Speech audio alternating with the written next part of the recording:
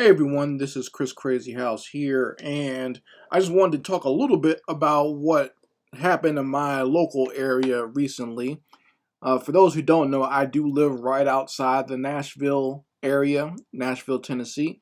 So I'm right in the mix there of where the tornado touched down on Monday night, Tuesday morning. So I'll just give you a little bit of what happened with me here. First of all, I'll let you know that I'm okay. My family's okay. My property is okay. So we were very blessed, and I feel that we made it out pretty good. Even my neighborhood, for the most part, is okay. I mean, there's a few things uh, that are kind of blown down here and there, and there's some hail that was here. But for the most part, my neighborhood made it out okay.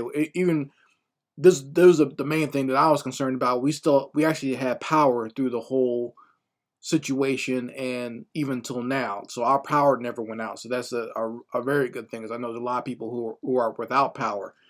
So we were very fortunate, and like I was worried about it because I remember when we first moved here, it would be the summertime and our power would go out for 4 or 5 hours. So I was worried. I was like, damn, if the power goes out for little things like that, I know the tornado is really going to go down. But no, we were very fortunate.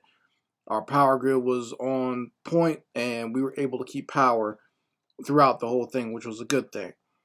So just to give you kind of a timeline of what happened with me here is, um, I think this is a somewhat of a spiritual thing, because I didn't really sleep that well that night. Like I tried to go to sleep, and I woke up at around 10:30 in the evening and decided that I'm not really getting much sleep.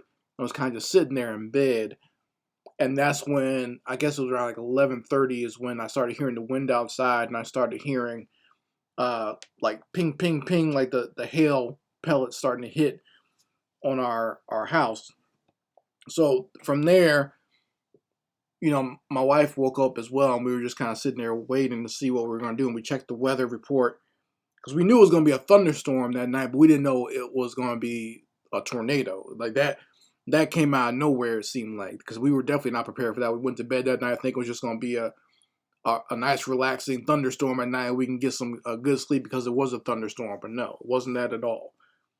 So once I started hearing the hail, and like I said, we checked the weather, and it seems no. As soon as we checked the weather, I started seeing all this lightning outside in the sky, and I mean, this was the scary part to me, because there was so much lightning that it just kept going off constantly. It's like the sky had just lit up and just kept lighting up. Like it was lightning that just wouldn't stop. Lightning kind of falls here and there when there's a storm. It just kept going.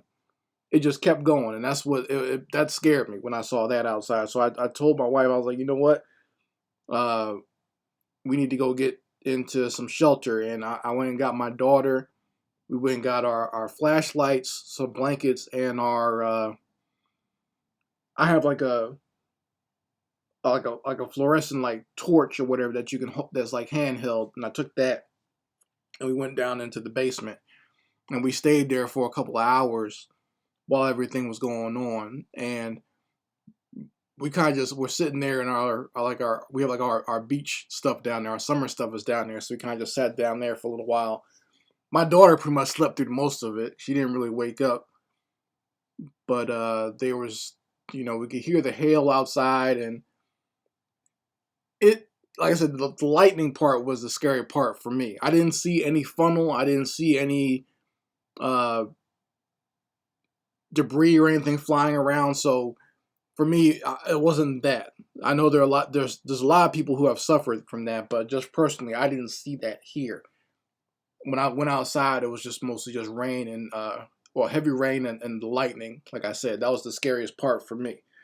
So we stayed down there for a few hours, and then like the sirens started going off, the tornado siren. So, and usually when they have a tornado siren, it only goes off once.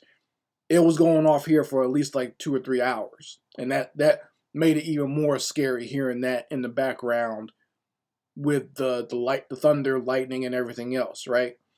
So, like I said, we just stayed in the basement and until I guess maybe about 2:30, maybe 2:30, 3 o'clock, and that's when the warning finally was over, and the storm had kind of passed over, and we went back upstairs. I put my daughter back in bed, and my wife and I stayed up for about another hour, kind of just checking news reports, seeing what was going on, and then like we finally just fell asleep. And then when I got woken up by my phone because the school that my daughter goes to called and said that they were canceling school for that day. And the school is intact, but the roads getting to there, I mean, like I said, my neighborhood is okay for the most part, but like if you go right outside our circumference, there's like power lines down and trees down, and the grocery store that we used to shop at, the Kroger, like a van or a car. I don't know what it was because it was completely destroyed. It was splintered all over the place, but some sort of large vehicle was thrown into the pharmacy, and that whole half of that store just looks a mess. And the Panera bread and everything else. If you go online, you can see the pictures. It looks bad. So, and that was like the next town over from where we live. So there's some real devastation around here. I'll say that. And we were extremely fortunate. I can't stress that enough, just how fortunate we were in this neighborhood that nothing touched down here. Because there are some places where if you go on one side of the highway, it was completely safe, and on the other side, everything is completely torn up. There was like a private school that was destroyed, and some neighborhoods that were destroyed. And even like I said, even if your neighborhood wasn't messed up by the actual tornado, you have to deal with the fact that there's no power there, and there are people still dealing with that now. And there are people, a small number of people who have died. I think it's under 30, but there's people that are missing as well, which is also very disturbing. There are people who haven't been found yet. So that, like I said, we were very fortunate here in my neck of the woods. And like I said, we pretty much my family just had like a day off yesterday. I was very tired because, like I said, we were up most of the night in the basement. So I just got up, took a nap or whatever, and I think, excuse me, I think we lost some internet for a while. So that's the most inconvenience that we had. Okay, so just wanted to let you know that we are okay, and I feel bad for anyone who's had to go through anything that's devastating as either a loved one dying or even losing part of your house, because that's extremely inconvenient when you lose your house and where you live and everything else, or your mode of transportation. So that's always very inconvenient, but the fact that we have our lives and for the most part everything here has been pretty safe, I'm thankful for that. And I'm also thankful that there's only about 3 blocks from where we live, there's a grocery store. So if we need to go buy some more food, we were pretty stocked up anyway because of this whole coronavirus scare. We literally just stocked up over the weekend because of that, thinking that we might get quarantined or whatever if this hysteria gets out of control. But it turns out that worked out for this storm as well. So we're good to go on that front. And we're just being careful, keeping an eye out as far as like the neighborhoods around us, as far as where we can go and where we can travel. Like my wife just went back to work today, so she was able to drive to Nashville. Okay, I said she's all right so far, so good. So we'll see how everything goes. I will keep you guys posted, but for the most part, like I said, we're okay. So don't be too worried about Chris Crazy House. We're here, we're intact, everything's still going, and no tragedies here. Like I said, we've been very blessed and very fortunate here. So I want to send out my regards to everyone else. Thank you very much for the people who were concerned and sent me notes and messages and everything else. I appreciate that.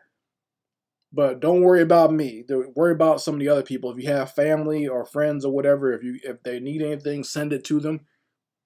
Be wary of some of these websites that ask for donations. Make sure it's a legit website and that the money is actually going to actually get to the people that need help. There's a lot of scam artists that pop up when tragedies like this happen. So just be mindful of that. And like I said, if there's someone personally that that needs help, go ahead and help them as best you can. So that was my experience during this tornado. Like I said, I didn't see any actual funnel. I've seen the pictures. There are pictures out there of that, but nothing like that happened here. And I'm glad of that because we live close to some trucking places and an airport. Now, I was kind of concerned about that. If any of that type of equipment would be flying through the air, you don't want heavy equipment like that and repair equipment and trucks and everything else flying through the air around this neighborhood. That would be devastating if that flew into here somehow. So just letting you guys know I'm okay and my family's okay, and we're doing just fine. So thank you all for your concern, and thank you all for the people who have asked me or sent me letters. I appreciate that. Anyway, Chris Crazy House signing out. Peace.